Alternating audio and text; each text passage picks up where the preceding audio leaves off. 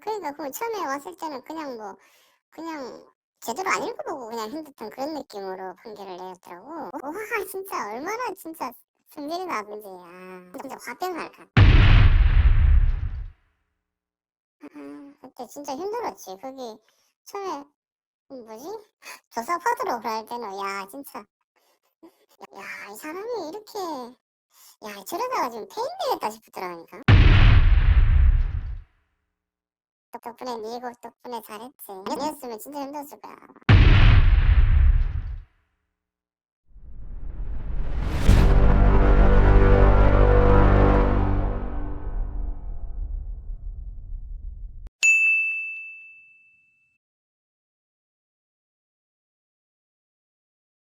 안녕하십니까. 뭐든지 들어드리는 이준곰탱이 변호사 웅변입니다.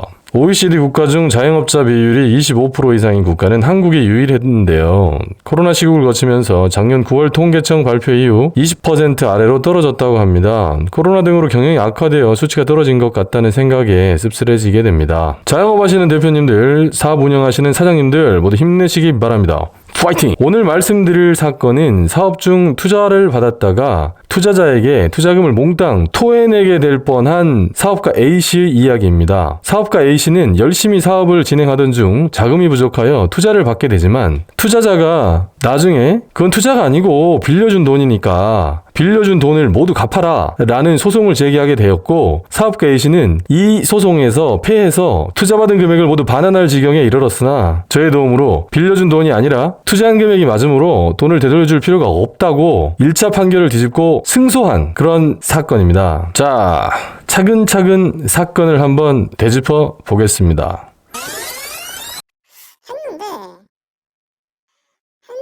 했는데 그게 안 되대.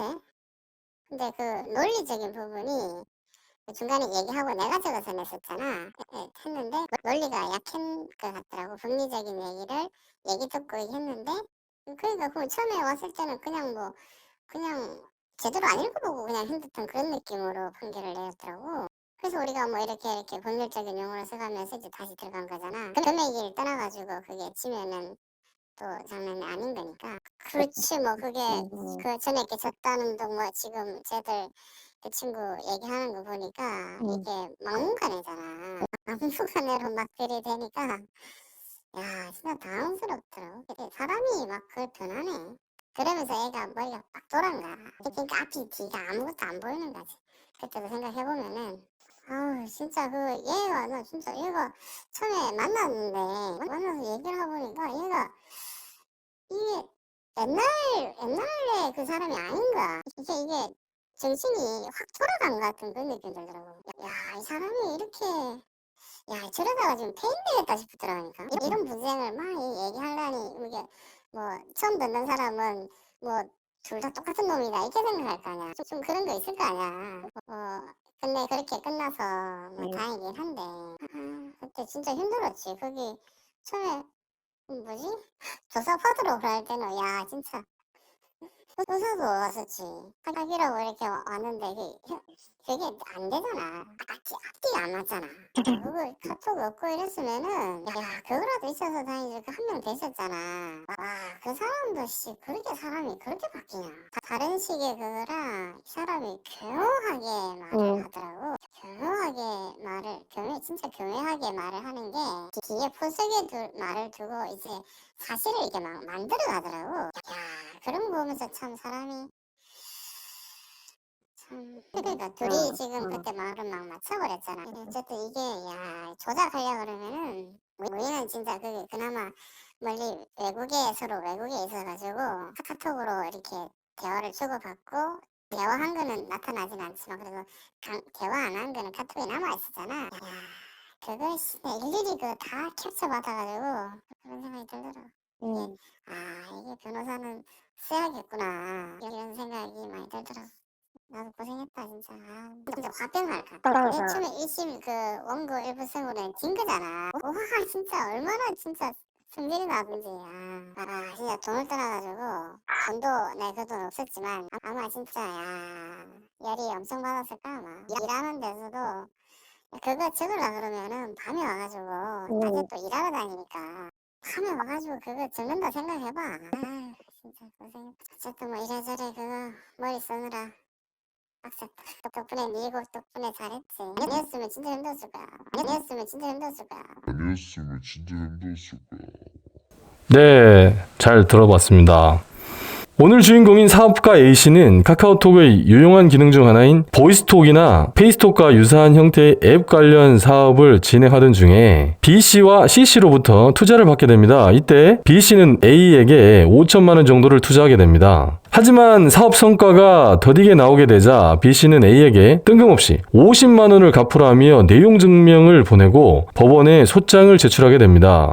뭐 좀 더딘 감은 있었지만 조금씩 사업 성과가 나오기 시작할 즈음이라 조금만 더 참자면서 설득도 하고 있던 상황이라 A씨는 B씨에게 미안하면서도 소송이 제기되니까 당황스러운 상황을 맞이하게 됩니다. 상황이 그러한지라 A는 B의 돈 갚으라는 요구를 심각하게 생각하지 않았습니다. 최초에 금액도 50만 원으로 크지 않았고 그냥 줘버릴까 하는 마음도 있어서 변호사를 선임하거나 하지 않고 스스로 셀프 답변서를 작성하는데 A는 그 답변서에서 예전에 자기가 B에게 사업과 관련 없이 빌려주었던 돈 100만 원 정도의 돈도 있고 하니까 그 돈으로 까면 되고 원고 투자를 했던 B씨의 청구를 기각시켜 달라 라고 간단한 답변서를 제출하게 됩니다.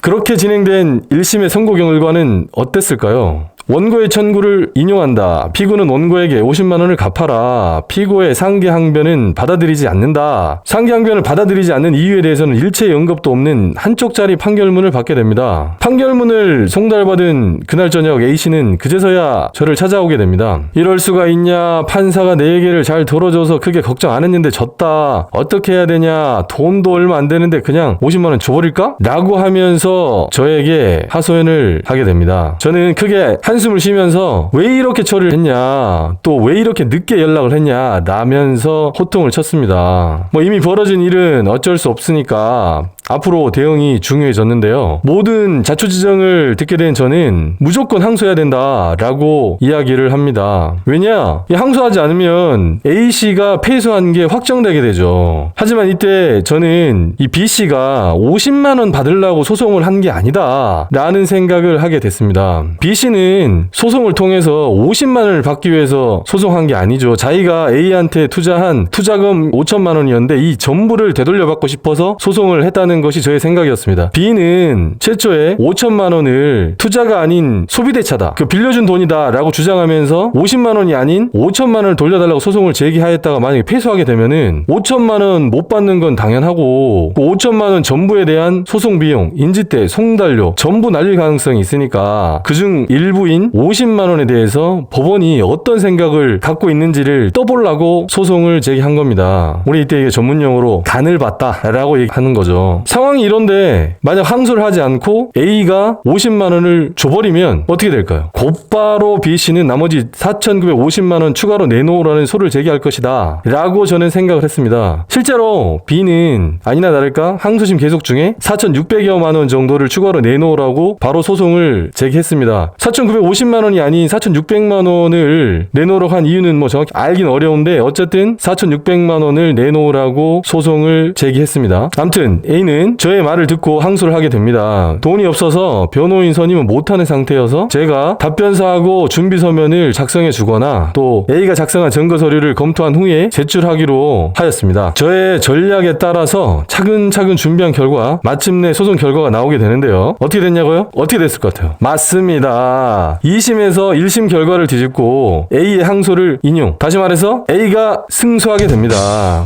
상황이 이쯤 되니까 아마도 B씨는 변호사 등 법률 전문가한테 조언을 받은 거로 보이는데요. 상황이 이쯤 되니까 이 50만 원에 대한 항소심 계속 중에 B가 추가로 제기한 4,600만 원에 대한 1심 있잖아요. 이거에 대해서 소를 취하하겠다라고 의사를 표시하게 됩니다. 근데 소 취하 관련해가지고는 피고인 A씨의 동의가 필요한데요. 근데 이 와중에 B씨는 A씨를 협박하는 듯한 비정상적인 행동을 하게 됩니다. 예컨대 A씨의 자녀가 다니는 학교에 정문 사진을 찍어서 보낸다든가 뭐 여러 가지 이상한 행동을 많이 하게 하게 되죠. 그래서 사실 A씨는 B씨를 협박 등 뭐 형사 고소하는 것도 이제 검토하게 되는데 각설하고 또 같이 함께 B와 함께 동업 내지 그 투자를 했던 C마저 B의 편을 들면서 상황이 더 어려워지게 됐습니다. 해서 A는 믿었던 사람들로부터 이제 많은 상처를 받게 되었죠. 결국 A씨는 B씨의 배신 등 뭐 여러 가지 상처받은 걸 연유로 해서 B씨의 소취에 동의해주지 않고 4,600만 원 소송에 대해서 끝까지 가서 결국 이 부분에 대해서도 승소하게 됩니다. 자, 근데 1심에서 패소를 했는데 어떻게 2심에서 판을 뒤집어가지고 승소하게 됐을까요? 저는 먼저 A와 B의 관계가 소비대차가 아닌 투자라는 점을 법리적으로 주장합니다. 우선 금전 소비대차인지 아니면 투자 약정인지에 대한 대법원 판례부터 보시겠습니다. 어렵죠. 정리하면 이 건은 투자다. 투자는 위험도 부담하는 거다. 따라서 수익이 없으니 수익 배분은 이루어질 수 없는 것이 당연한 거고 투자금은 비용으로 다 들어간 이상 노무출자한 사람이 투자자에게 돌려줄 돈은 없다. 웅변은 A와 B의 관계가 소비대차가 아니고 투자라는 점을 법리적으로 조목조목 주장했는데 그 이유는 이랬어요. B는 경영에 참여할 기회를 부여받았고 또 투자 원금 및 수익금을 받기 위한 수단의 간구가 없었죠. 또 개별 사안마다 보고받는 등 사업의 승패 위험을 감수했다는 겁니다. 이를 위해서 저는 A에게 사업 과정에서 A하고 B씨하고가 주고받은 카톡 내용 중에서 이들의 관계를 입증할 수 있거나 또 B씨의 말을 반박할 수 있는 내용을 캡처하거나 다른 자료를 수집하라고 하면서 A에게 법리적으로 잘 설명을 해줬습니다. 저하고 A의 호흡이 잘 맞아서 좋은 결과가 있었지만 쉽지 않은 상황에서도 끝까지 열정과 집요함을 잃지 않은 A 덕분에 승소할 수 있었던 것 같습니다. A가 이렇게 적극적으로 하는데 아무리 무료였지만 저도 대충 봐줄 수는 없었고 더군다나 변호인이 없는 상황이었기 때문에 A는 판사님이 하는 이야기 하나하나를 저한테 잘 전달해서 다음 기일 전에 준비를 잘 할 수 있었던 겁니다. 근데 여러분도 이렇게 하셔야 돼요. 기왕에 일어난 일은 어쩔 수 없는 거고 기왕에 선임한 변호사분들 잘 활용하셔야 됩니다. 그냥 돈 줬다고 맡겨놓기만 하면 배가 산으로 가는지 뭐 강으로 가는지 어쩐지 알 도리가 없어요. 의뢰인이 이 사건에 대해서 신경도 쓰고 관심도 가져야 변호인도 더 신경 쓰고 전투적으로 싸우게 됩니다. 대주가 차주의 사업자금 명목으로 금전을 대여하면서 사업의 성공 여부와 관계없이 확정된 수익금을 약정한 시기까지 지급받기로 한 경우 법률행위의 실질이 금전 소비대차임에도 처분 문서 등에 투자 수익 등의 표현이 있다는 이유만으로 투자라고 볼 것도 아닌 겁니다. 자, 그럼 결국 정리하면 투자로 하려면 수익이 없을 경우 원금 보장 안 해준다. 사업에 실제로 관여한다. 투자금 돌려받기 위한 담보는 없다는 점 등을 계약서에 명시할 필요가 있습니다. 근데 만약 소비대차로 하려면 수익이 있든 없든 원금을 보장해준다. 사업에는 관여하지 않는다. 담보 필요하다 등을 정확히 명시해야 합니다. 혹시 사업이 중간에 이상해질 것 같다. 그런 느낌적인 느낌이 든다. 이럴 때는 관련 내용에 대해서 공증을 받아두시거나 자신한테 유리한 방향으로 녹음이든 영상이든 내용 증명이든 각서든 받아두시는 게 좋을 것 같습니다. 저한테 연락한 시점은 많이 늦은 감이 있었지만 그럼에도 불구하고 저하고 의뢰인하고 적절히 대응해서 1심에서 패소했던 사건을 항소심에서 승소하게 만든 사건 말씀드렸는데요. 송사에 휘말리게 되고 난 다음에는 해당 사건을 잘 해결할 수 있는 유능한 변호사를 찾아가시거나 그게 아니면 저한테 댓글이나 이메일로 연락 주시기 바랍니다. 여러분, 이 사건 접하면서 제가 드리고 싶은 말씀이 있어요. 제 생각에 투자든 소비대차든 결국은 본질은 인간의 마음 문제라는 생각이 들거든요. 예상했던 대로 사업이 잘 됐을 경우에 투자를 받은 분은 투자자한테 최초 약속했던 대로 수익금 잘 챙겨주시고요. 사업이 잘 안 됐을 수 있잖아요. 이때 투자하신 분들 본전 생각에 최초 먹었던 마음 바꾸셔가지고 빌려준 돈이니까 원금이라도 받아야 되겠다 라고 하면서 소송 남발하시고 이렇게 투자받은 분들 괴롭히고 이렇게 하지 마세요. 근데 문제는 뭐다? 이게 말이 쉽지. 피같이 모은 내 돈이 왔다 갔다 하는데 안 쉽죠, 말처럼. 인간이 마음이 좀 간사한 면도 있는 것이고 인간 기본적으로 이기적인 존재라 이해합니다. 이해하는데 그럼에도 불구하고 어쨌든 투자받아서 사업하시거나 투자 하시려는 분들, 좋은 투자처를 찾아서 그리고 성공적인 투자를 함으로 해서 경제적 자유를 얻으려고 하시려다가 공경에 처하신 분들, 혼자 고민하지 마시고 언제나 잘 들어드리는 미련곰탱이 변호사 웅변과 상담해 보시기를 추천드립니다. 투자금을 받아 사업하던 중 투자금이 아니라 빌려준 돈이니 돈 내놓으라는 피해를 당하는 무고한 희생자가 생기지 않는 그날까지 뭐든지 들어드리는 미련곰탱이 변호사 웅변이 함께하겠습니다. 끝까지 봐주셔서 대단히 감사합니다. keeps you up at night, yeah. Make all the demons quiet, yeah. We were built to thrive, yeah. I think that we've all had enough. What keeps you up at night, yeah. Make all the demons quiet, yeah. We were built to thrive, yeah.